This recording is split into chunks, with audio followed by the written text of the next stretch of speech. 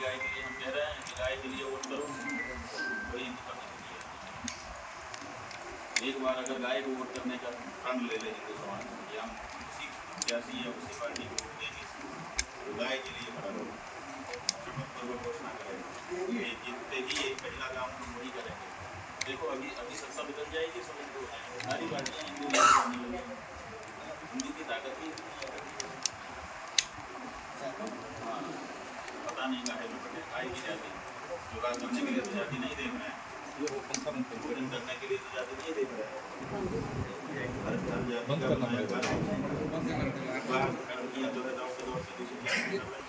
सब जाति नहीं देख रहे हैं, केवल राजनीति के लिए जाते हैं, केवल राजनीति वाले मामले में जाता है वोट देने के मामले, इसके अलावा कोई कहीं जात देता है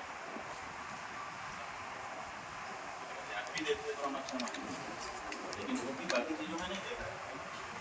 हाँ से हमको सामान खरीदना है, कहाँ हमको बेचना है, उनके साथ इतना है, बाकी तो जात को खत्म कर रहा है और आप उसकी मांग रहे हो, तो इसका मतलब है कि आप ब्रह्म हैं, जात के भी नहीं हो। ऐसी परिस्थिति तो ये हिंदुओं में कहीं न कहीं जड़ता है और इस जड़ता को ऐसे खिला कर निकाल लेंगे। एक बार अगर उसको समझ में आ जाए तो उससे भगवान कोई नहीं है, भी नहीं लग जाएगा।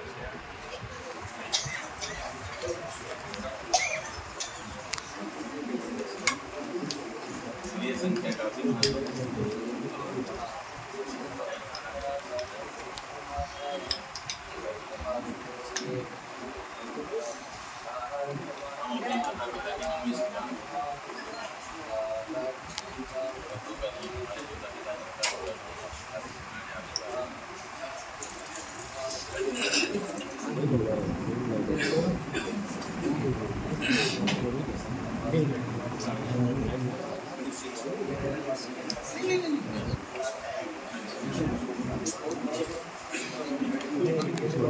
अधिकार आपको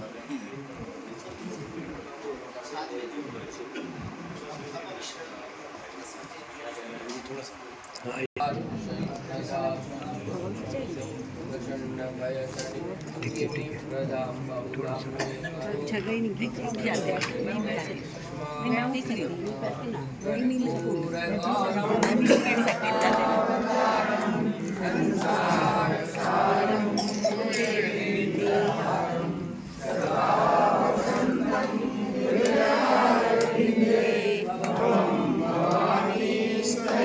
दलित भाई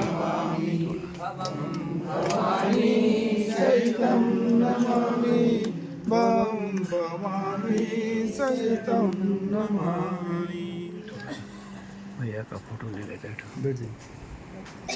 बोलो श्री शंकराचार्य भगवान की जय, श्री सद्गुरुदेव भगवान की जय।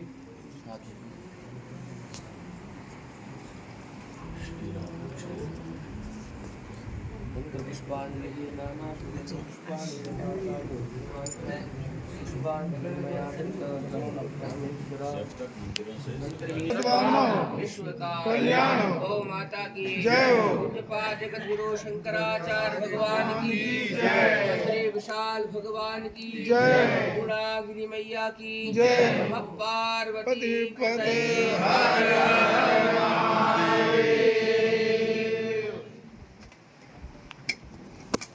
थोड़ा सा बीच से रास्ता कर दीजिए पत्रकारों को, थोड़ा इधर उधर बैठ जाइए दोनों तरफ। हाँ बैठ बैठे बुलवा लीजिए उनको, प्रेस वालों को तो प्रेस हो रहा है आ जाइए थोड़ा थोड़ा थोड़ा ललित भाई थोड़ा जाने दे मेरे को। हाँ आइए मामा टोपी पहनो, थोड़ा बीच में जगह जाने दो ना प्रेस वाले को। हो गया इतने काफ़ी है, इतना बहुत है नहीं है बहुत काफ़ी हमारा सब ठीक है। पकड़ा दो इनको, पकड़ा दो इनको, पकड़ा दी और सब पकड़ लेंगे, सबका पकड़ लेंगे। अब पकड़ा दो और मेरे को छोड़ अपन क्वेश्चन पूछ रहा जो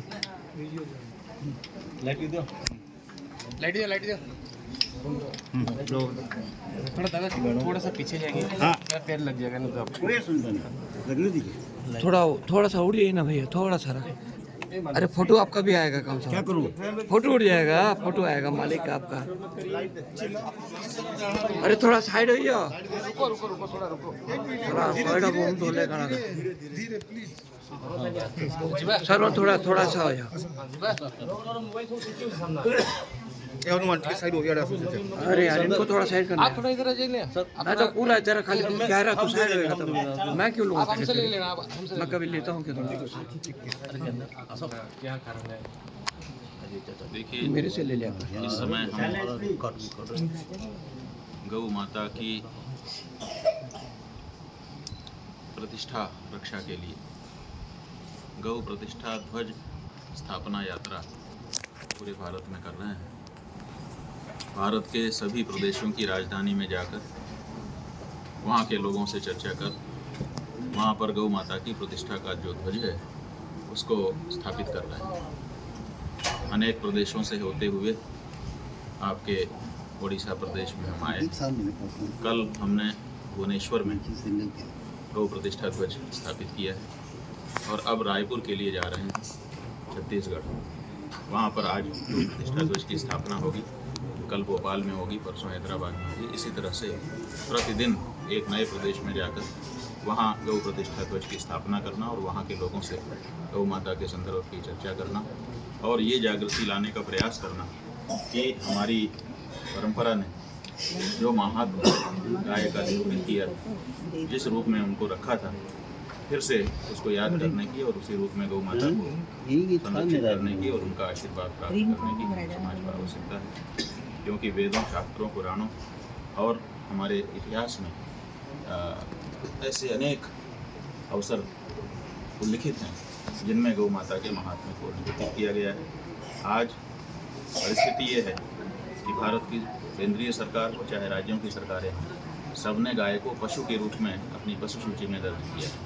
तो हमारी ये मांग है इस यात्रा के माध्यम से कि उनको पशु सूची से हटाया जाए, क्योंकि हमारी परंपरा ने कभी भी गाय को पशु नहीं कहा, माता कहा। तो इसलिए माता कहा जाए और उनके प्राण और उनकी प्रतिष्ठा की रक्षा के लिए कानून पारित किया जाए। तो अभी तक हमको एक सफलता मिली है। महाराष्ट्र राज्य की जो सरकार है उसने इस बात को स्वीकार कर लिया और कहा कि आपकी बात बिल्कुल ठीक है, हम गाय को राज्य माता का दर्जा दे रहे हैं और उन्होंने दे भी दिया। अब दूसरे प्रदेशों के सामने ये प्रश्न है, हम समझ रहे हैं कि क्रमशः इस बारे में जागरूकता बढ़ेगी और पूरा देश एक समय ऐसा आएगा, इकट्ठा होगा और गौ माता को, माता का जो दर्जा हमारे पूर्वजों ने सदा से दिया था, वो पुनः प्राप्त होगा। और जब एक बार उनको पशु सूची से हटा दिया जाएगा तो अभी जो हमारे लोग हैं उनको पशु के रूप में ही देखने लग गए हैं। तो जब वो पशु सूची से हट जाएंगी, माता के रूप में दर्ज हो जाएंगी, तो उनकी जो परिस्थिति है उसमें भी अंतर आएगा। लोग उनके प्रति विचार अलग तरह से करने लगेंगे, उनका अलग प्रोटोकॉल होगा। अब अभी बात क्या है कि जो पॉलिटिकल पार्टी गौ माता को सम्मान देगा, उसी पॉलिटिकल पार्टी को वोट करने के लिए हिंदू समाज को आगे आना चाहिए। असल में हिंदू समाज जो है वो पाप और पुण्य में विश्वास करता है। हमारे शास्त्रों में दो चीज़ें बताई गई हैं, पाप और पुण्य। पुण्य से हम ऊंचाई को प्राप्त करते हैं और पाप से हम नीचे गिर जाते हैं। तो नीचे गिरना किसी को अच्छा नहीं लगता है, इसलिए पाप से बचने के लिए और पुण्यार्जन करने के लिए हिंदू धर्मों में प्रेरणा दी जाती है। और ये माना जाता है कि गाय की हत्या करना बहुत बड़ा पाप है। वैसे तो किसी भी प्राणी की हिंसा नहीं करनी चाहिए, ऐसा हमारे वेद शास्त्र कहते हैं, लेकिन उनमें भी गाय की हत्या तो बहुत बड़ा पाप है। ऐसी परिस्थिति में गो हत्या जैसे महापाप से बचना है हिंदू समाज को। अब समस्या ये है कि हिंदू समाज अगर ऐसे किसी व्यक्ति को समर्थन करता है जो गौ हत्या को बढ़ावा दे रहा है, तो समर्थन करने के कारण उसको भी गौ हत्या के पाप का दोषी हो जाता है। तो हमारे वोट लेकर के हमारी सरकारें बनती हैं, चाहे वो प्रदेश की सरकार बने चाहे देश की सरकार बने, तो हम एक तरह से उनको समर्थन देते हैं, तब वो सरकार में आते हैं। और हमारे समर्थन से बनी सरकार अगर गौ हत्या को बढ़ावा देती है और उसको विश्व के दूसरे तीसरे देश के रूप में, गौ मांस का निर्यातक देश के रूप में प्रतिष्ठित कर देती है, तो इसका मतलब है कि हम गौ हत्या को बढ़ावा देने वाले को समर्थन कर रहे हैं। तो समर्थन देने के कारण हम भी गौ हत्या के पापी बन रहे हैं।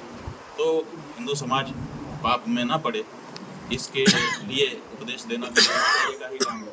तो एक शंकराचार्य होने के नाते हमने हिंदू समाज से कहा है कि गौ हत्यारी पार्टी और गौ प्रत्याशी को आप वोट मत दीजिए। जो पार्टी या जो प्रत्याशी शपथ पूर्वक ये उद्घोषणा करने के बाद आपसे वोट मांगने आए कि मैं अगर जीता तो जिस सदन के मैं जाऊंगा उस सदन में पहला काम, जैसे घर की रोटी पहली गाय की होती है, उसी तरह से पहला काम गौ माता के प्राण और उनकी प्रतिष्ठा की रक्षा का करूंगा, तो उसी को वोट देना ठीक है।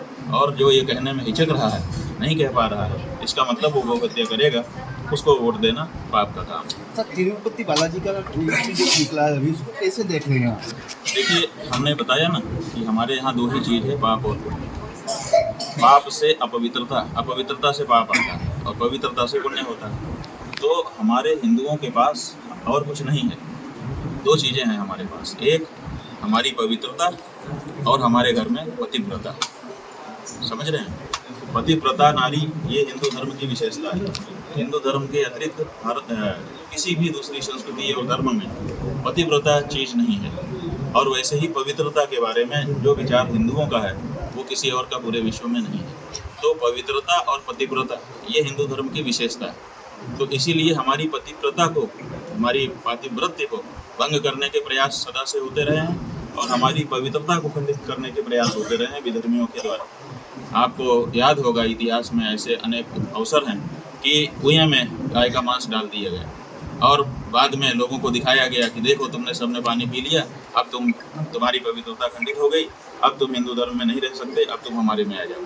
तो इस तरह से लोगों की पवित्रता खंडित करके धर्मांतरित करना और उनके मन को ग्लानि से भर देना, ये कुचक्र सदा से होता रहा है। ये जो द्रौपदी के प्रसाद में अब द्रव्य मिश्रित करने की जो घटना है, ये भी उसी तरह का एक प्रयास है कि बहुत लंबे पैमाने पर लोगों को अब द्रव्य खिला दो प्रसाद के बहाने और बाद में कहो कि अब तो तुम भ्रष्ट हो गए, अब तुम्हारा वहाँ कोई काम नहीं, अब तुम हमारे पास आ जाओ। तो ये धर्मांतरण का ही एक कुचक्र है और इस कुचक्र को सफल नहीं होने देना है। और हम आपको ये बताना चाहेंगे इसी क्रम में कि ये जो कुचक्र है इसका खंडन करने के लिए भी हमारे पास कोई दूसरा कोई औजार नहीं है, हथियार नहीं है गाय के अलावा। क्योंकि जब ये घटना हो गई तो लोगों ने पूछा, अरे हमने भी खा लिया, अब हम क्या करें? तो हम लोगों ने शास्त्रों से तत्काल उनको बता दिया, यत्तो गस्तिगतम पापम देहे तिष्ठति मामके राशनात् पंचगव्यस्य धत्तेग्निरेवेन्दनम। जैसे आग में ईंधन डाला जाए, आग ईंधन को समाप्त कर देती है थोड़ी ही देर में, उसी तरह से अगर आपके अंदर कोई पाप प्रविष्ट भी हो गया है तो पंचगव्य का प्राशन कर लें तो आप तत्काल पवित्र हो जाते हैं, पवित्रता नष्ट हो जाती है। तो हम लोगों ने पंचगव्य प्राशन बता दिया, पूरे देश ने पंचगव्य प्राशन कर लिया, सब शुद्ध हो गए। अगर ये गाय नहीं रहेगी तो फिर हमारी शुद्धि का भी कोई उपाय नहीं रह जाएगा। तो इसलिए भी गाय जरूरी है हमारे लिए।